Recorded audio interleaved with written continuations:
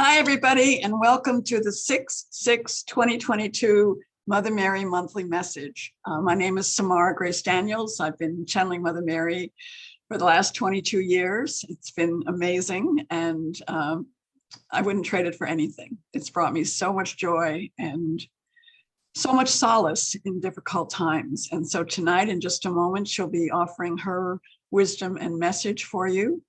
This will be recorded, and you can share it with other friends. It's both on YouTube and also on Facebook.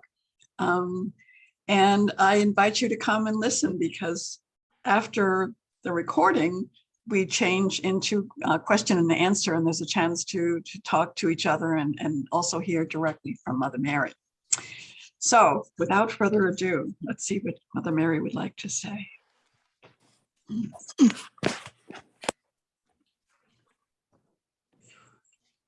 Well, my beloveds, I think what I want to say may come as a bit of a surprise, but I want you all today to graduate.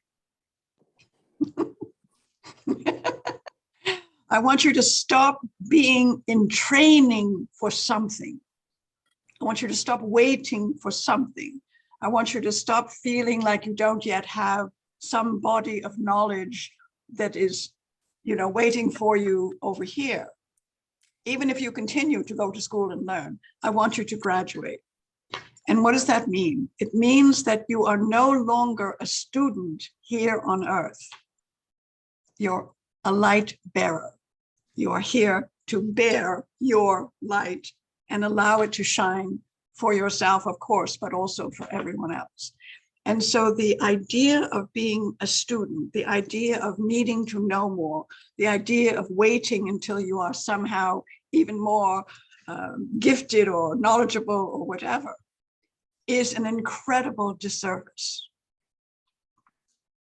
I'll say that again. It's an incredible disservice to not only to yourself, but also to the planet. We want you to graduate. We want you to realize it doesn't matter how old you are. It doesn't matter if you still want to take classes and courses. That's fine. But to stop thinking of yourself as not being enough.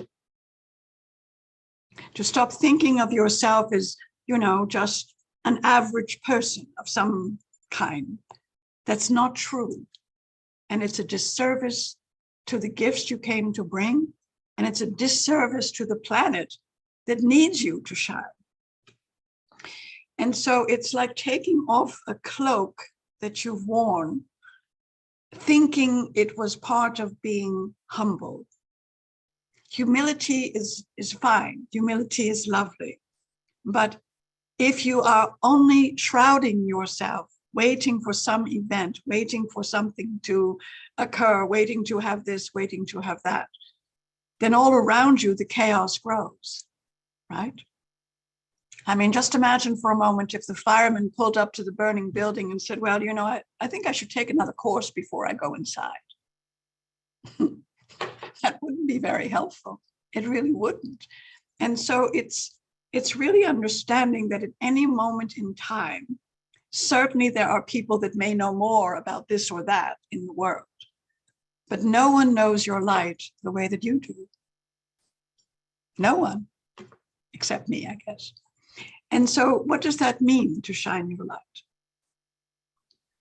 What it means is that you really need to spend some time in the morning before you go out in the world and invite your I am presence to be with you, to be you, and to commit to whatever phrase feels right to you. Today I serve the light. That's an easy one. Today I will bring joy to anyone and everyone that I can. Today I will be kind. It can change day by day. But if you just get up sort of moaning and groaning and brush your hair and brush your teeth and get dressed and say, oh, another day, another day. What you do is you procreate exactly that, another day. And what we want really is within your capability, which is a renaissance, so that when you come forth as your I am presence, determined and willing and able to be the light that you are, the universe will bring you those opportunities to shine your light. Many of you do energy work, and that is so appreciated and wonderful. Many of you love nature, and you go around and, you know, smell the flowers and are kind to the animals and the trees, and that's wonderful. But you have to understand that if you want to be effective in the world, you have to graduate from feeling like you're just a bystander. Because if you don't, you will just be a bystander. As the world goes on, as chaos continues, as there is difficulty beyond difficulty. And so what we ask of you is really very, very simple. Identify your presence as your presence, right? And then simply really intend, today I'm going to make a difference. Today I'm going to bring light to someone in whatever way I feel guided to do.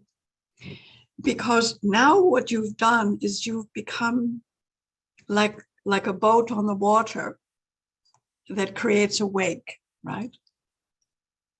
So that instead of the waves coming at you and you dodging and weaving to try to not drown in the waves, you're in your boat, you're in your own being the light and bringing that wherever you go. So there's a distortion of thought that says, well, who am I? I'm not enough. I don't have this or that or whatever. That's just not true. It's not true. Think about babies. We love babies, right? You know, that essence is just pouring out of them, that beautiful light. That's why people want to hold them and touch them and love them, because they're not mitigating and stopping their light. You can be the same at any age, because what it really is, it's this emanation of love. It's an emanation of your frequency of light that is particular to you. So it's a very powerful and important, and in some ways, very easy to just choose that. Because otherwise, it's like you're on this moving sidewalk, watching everything go by and not really engaging, not really participating in whatever's going on. And you're meant to be a change maker. You're meant to be a light bearer. You're meant to be the one who offers a kindness, who smiles at someone, who wishes someone well, whatever comes into your day. And although I know that for many of you, you feel like, well, that doesn't seem very important or very big. And I want to tell you, it makes all the difference in the world. When you are the sovereign soul in your boat, if you will, creating a powerful wake of love, everywhere you go, you are transmuting the energy that was there before. And so what you begin to realize is you always had the light. You've had it since you were born. You've always had the light. And it's important to just continue to utilize that light by admitting it, harnessing it, allowing it, choosing it, and then moving ahead again in whatever ways you might feel guided to do. And so it's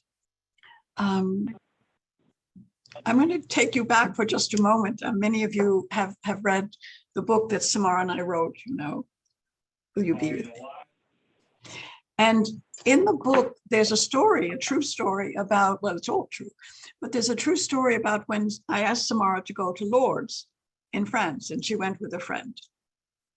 And then you can read more about it in the book. But the point I want to make is her young friend was with her in the hotel lobby. And here was a woman in a wheelchair with her attendant.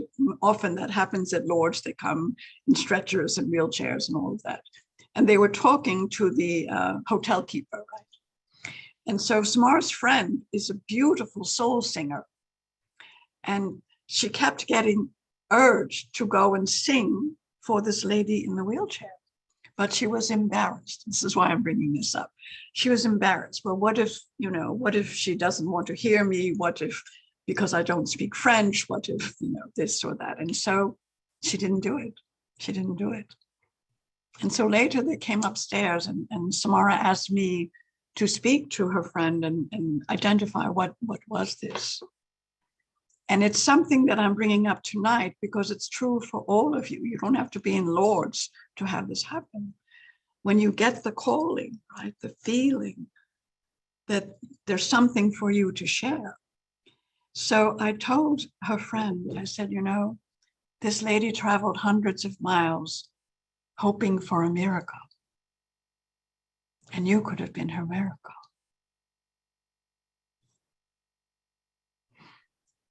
Now, does that mean she would get up and walk? No. What it means, though, is that in that moment that her friend was called to do this, the frequency that her friend could have brought would have lifted the heart, mind, body, and spirit of the lady in the wheelchair. And so I offer that to you because you're all getting these little nudges and little calls.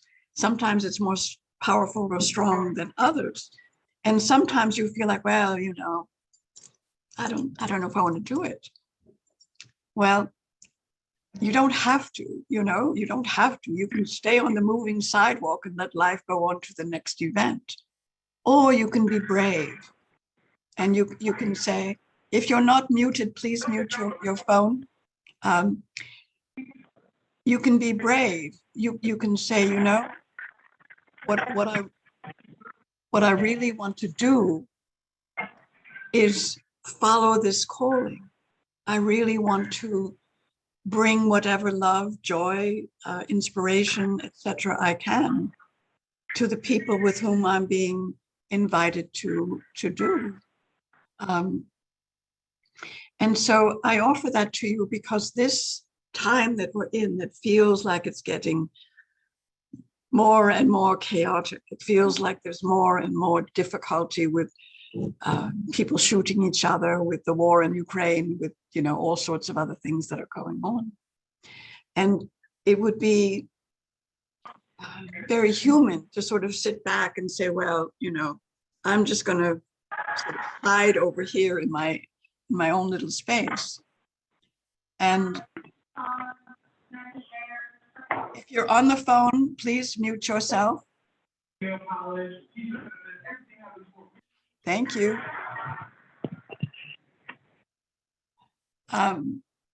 So it would be easy to just sort of let things go on, but then you would have not fulfilled your own purpose and you would not feel the power of your light.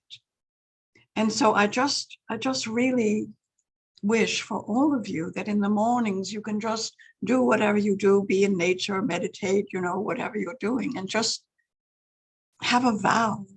I choose to be the light of my I am presence. And I choose to bring that joy, that inspiration, that touch, that love, that song, whatever it is, wherever I feel guided and called. And now you start to have hundreds and thousands of people walking in the world in this way, or navigating with their boats, if we go back to that analogy. And so what happens is the power that you think is being held by the powerful is no longer held by the powerful. And they're not really the powerful. They are simply wielding what they have at their disposal. And in the absence of you using what you have, they will keep doing it, of course, because it gives them what they think they should have. right? But you've had the power all along. It's just to now have the courage and the willingness to say, you know, I will be a light for God. I will be a light.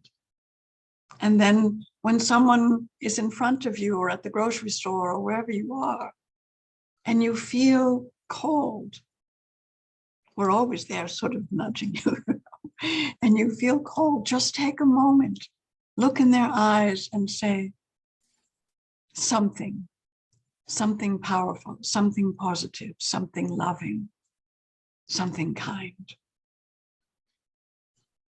That's really it. Because now what you're doing, the fire that needs to be fueled is your spirit. And your spirit is fueled on the earth plane. It's fueled in other ways, but it's fueled on the earth plane by sharing your light in ways that you honor and feel good about.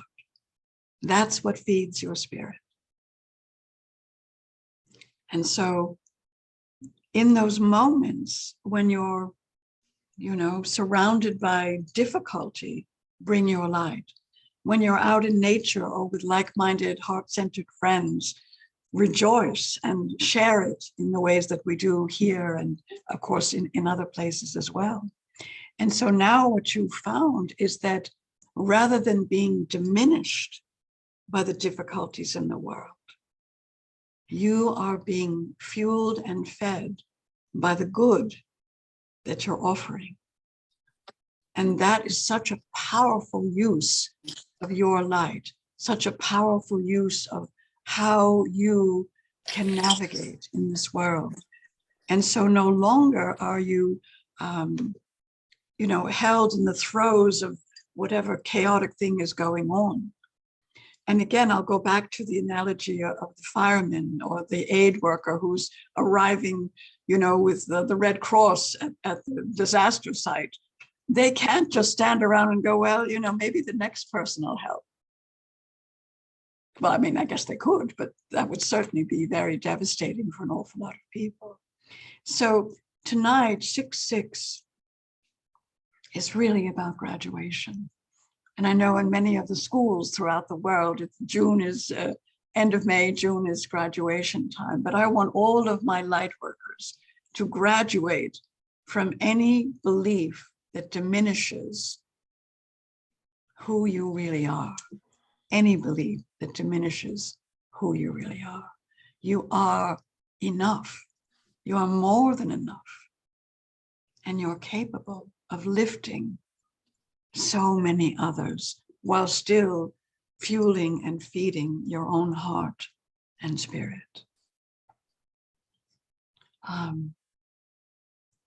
I want to say something about Jesus tonight. I know that a lot of people wonder, where did he go? He's in all of you, first of all. And one of his gifts, and again, you all have this gift, whether or not you've unwrapped it or used it is another issue, but you all have this gift. So the way that Jesus healed the blind and the leper and the prostitute or whatever, he didn't look at their humanity. He saw their divinity. He looked right through whatever was presenting itself as wrong or bad or damaged or whatever. And he looked right into the soul, the perfect, beautiful, pristine soul. And that vibration could lift them out of, in his case, in the case of Jesus, all sorts of things. And so just imagine if you started practicing. And of course, Jesus spent many years learning before he did what he did. So see the struggles that people have, not in pity, not in, oh, aren't they wrong or something. See the soul beneath that is struggling and send your love to that beautiful soul. And even if you're not saying words, you're expressing, I see you, I feel you, I am with you, and you are not alone. And just that is often enough to change the heart and mind of someone who's suffering. So to just sort of wrap and review for the video, it's time to graduate from the thought that you are not enough, that you're not capable, that you don't yet have the capacity to change the world. You have it now. You have it now. So that's the first thing. The second thing, in the morning especially, is to sit in meditation or in whatever manner you choose and really say that vow. I am the light of God that I am. And third, and today I choose to be that light and share that light as I am guided.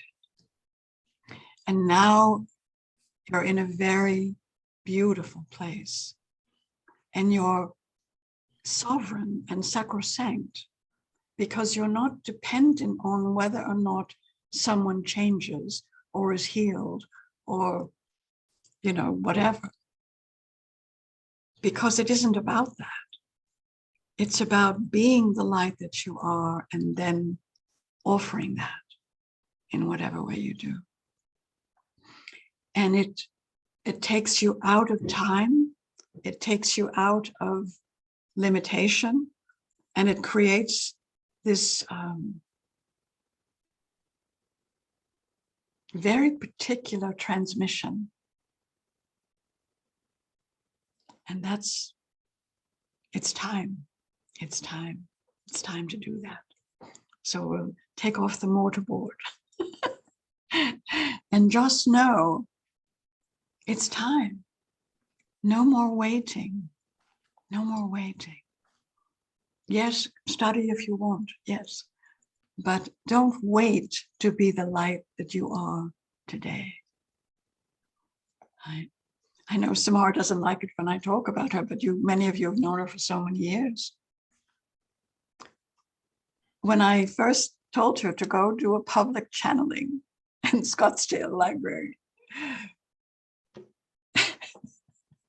she didn't want to do it. I'll tell you that right now. She was afraid people would be, I don't know, whatever. She just didn't want to do it. And so she only put up one flyer in one bookstore and made sure it was kind of in the back, right? But you see, when you open yourself to miracles, because she did go and she was there. And this is also a story in the book. A woman walked into that bookstore looking for healing for her son. She didn't believe in Mother Mary. She didn't believe in channeling. But she saw it, and something said, go to the Scottsdale Library. And if you haven't read it in the book, read it in the book. But it was a miracle that was created by her choice, her son's choice, and Samara's choice to be there. And after that day, Samara told me, and she's told many of you, that was that. If you can be part of a miracle, even reluctantly as she was, it changes you. It changes you. So that's what we want for all of you, is to be part of the miracles ahead for you, to be the light that you came to be, to share in whatever ways feel joyous to you. But don't wait, and don't let that moving sidewalk pass you by. Engage your light with the light of others, with the light that you can bring to others, and certainly with the beauty of our planet that could use it very, very much. Because if you're having a difficult time and you just take a little walk in nature, as many of you do, and let your heart open and share that love. Nature will love you back. Many of you know that. You'll feel the tree leaves shimmer. You'll watch birds come. You'll see the bees and the hummingbirds. You'll feel the tranquility. And what's really happening is that your light is being met by that light. Because love begets love. And apathy begets apathy. So we would like you to beget more love. Well, in a minute, I'm going to end the video so we can chat with the others, but I just want you all to know that this year of 2022 is very crucial in taking back the power of your light and using it. Because otherwise, what you've already seen is that those who think they have all the power, like the Wizard of Oz, behind the curtain, will do what they want to do. So take your power of light, your power of love, your power of blessing, and be that. Be that light, be that power, be that blessing. So this is from Mother Mary to all of you. I love you all so much. And I wish you a beautiful month of blessings that you offer and that you receive, because you will get what you give. So think about that as you go through your next little time. Much love to all, and we'll stay on. We'll just stop the recording for now.